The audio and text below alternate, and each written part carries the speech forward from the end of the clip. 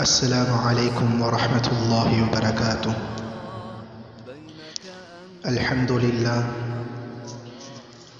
الحمد لله رب العالمين، والعاقبة للمتقين، ولا عدوان إلا على الظالمين، والصلاة والسلام على سيدنا محمد وعلى آله وصحبه أجمعين.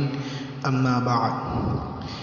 கண்ணியத்துக்குரிய நேயர்களே, சகோதர சகோதரிகளே, அல்லாஹு ரப்புல் ஆலமீன் பரிசுத்தமான குர்ஆனில் கூறுகிறான், வமின் குல்லி ஷைஇன் ஹலக்னா ஸௌஜைனி லஅல்லகும் ததக்கரூன்.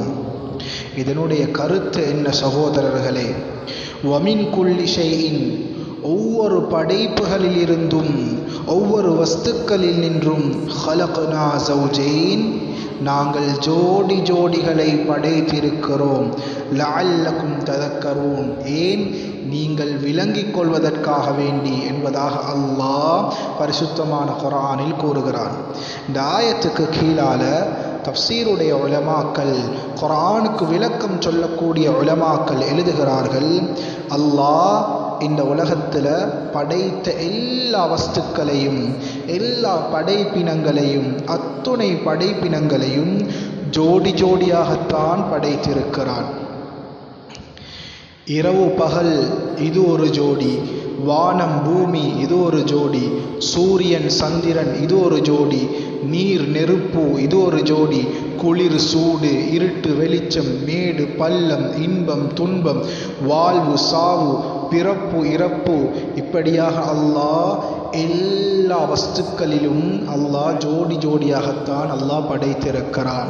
இரவு என்ற ஒன்று இருந்தால் பகல் என்ற ஒன்று நிச்சயம் இருக்கும். இரவின் கடைசி பகலின் ஆரம்பம், பகலின் கடைசி இரவின் ஆரம்பம், இப்படி இரவும் பகலும் பின்னி பிணைந்து ஜோடிகளாகவே இருக்கின்றன. மேடு என்ற ஒன்று இருந்தால் பள்ளம் என்ற ஒன்று நிச்சயம் வரும். மேடு ஏற ஏற மேடாகவே இருக்காது, பள்ளம் என்ற ஒன்று வந்தே தீரும். மேடு முடிய பள்ளத்தின் ஆரம்பம், பள்ளம் முடிய மேட்டின் ஆரம்பம், இப்படி மேடும் பள்ளமும் பின்னி பிணைந்து ஜோடிகளாகவே இருக்கின்றன. பிறப்பவர்களுக்கெல்லாம் ஒரு இறப்பு நிச்சயம் உண்டு சகோதரர்களே. பிறந்து விட்டால் மட்டும் எல்லாம் முடிந்து விட்டது என்று கிடையாது. அதனுடைய ஜோடி இறப்பையும் நிச்சயம் சந்தித்தே தீர வேண்டும். அல்லாஹ் மனிதர்களையும் ஜோடி ஜோடியாகவே படைத்துள்ளான். குர்ஆன் கூறுகிறது, வஹலக்னாகும் அஸ்வாஜா, உங்களை நாங்கள் ஆண் பெண் என்ற ஜோடிகளாகவே படைத்திருக்கிறோம். மிருகங்களிலும் ஜோடி, பறவைகளிலும் ஜோடி, ஏன் தாவரங்களிலும் கூட ஜோடி ஜோடிதான். ஏன் சகோதரர்களே, அல்லாஹ் எல்லா படைப்பினங்களையும் ஜோடி ஜோடியாகவே படைத்திருக்கிறான். அந்த ஆயத்தினுடைய கடைசியில் அல்லாஹ் சொல்கிறான் லஅல்லகும் ததக்கரூன், நீங்கள் விளங்கிக் கொள்வதற்காக வேண்டிதான் நாங்கள் படைப்பினங்களை ஜோடி ஜோடியாக படைத்திருக்கிறோம். எதை விளங்கிக் கொள்ள சகோதரர்களே, எதை விளங்கிக் கொள்ள? அந்த காரணத்தை தெளிவாக முஃபஸ்ஸிரீன்கள், குர்ஆனுக்கு விளக்கம் சொல்லக்கூடிய உலமாக்கள் அதனுடைய காரணத்தை எழுதுகிறார்கள். படைக்கப்பட்ட அத்துணை வஸ்துக்களும், படைக்கப்பட்ட அத்துணை படைப்பினங்கள், மஹ்லூகாத்துகளும் ஜோடி ஜோடிகளாகத்தான் இருக்கும். அத்துணையையும் படைத்த ரப்புல் ஆலமீன் அல்லாஹ், அவன் மாத்திரம்தான் தனித்தவனாக இருப்பான், அவன் மாத்திரம்தான் ஒருவனாக இருப்பான், அவன் மாத்திரம்தான் ஏகனாக இருப்பான். படைத்தவன் படைப்பினங்களுக்கு முற்றிலும் மாற்றமானவனாகவே இருப்பான் என்பதை படைப்பினங்களை படைத்த விதத்திலேயே அல்லாஹ் விளங்கப்படுத்துகிறான்.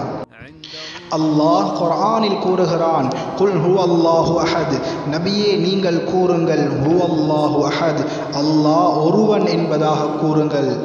கண்ணியமான சகோதரர்களே, நண்பர்களே, இறைவனாக இருந்தால் அவன் ஒருவனாகத்தான் இருப்பான்.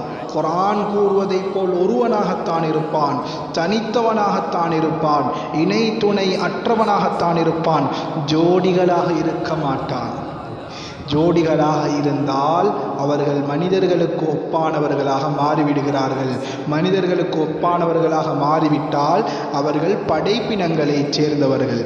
மனைவி, மக்கள், பிள்ளை, குட்டி இருப்பவர்கள் இறைவன் என்ற நாமத்துக்கே தகுதியற்றவர்கள்.